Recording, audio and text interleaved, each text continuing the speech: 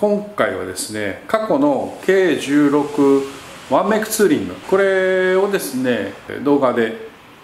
ご紹介したいと思います。ただね、昔なので今みたいなこうムービーカメラとか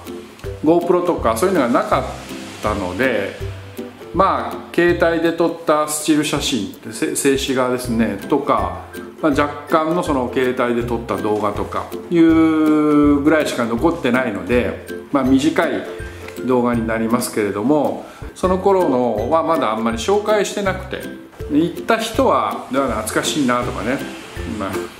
行った人はっつったらえらい少数に向けてみたいな話になっちゃいますけど、行かなかった人はっていうか、ほとんどの人が行かなかった人ですけど、見て楽しんでいただければいいなと思います。そんなこともやってたんだねっていうことで、でね、これね2016年の4月の10日でしたね。でこの回もコースについては僕の方で設定させていただいたんですよ。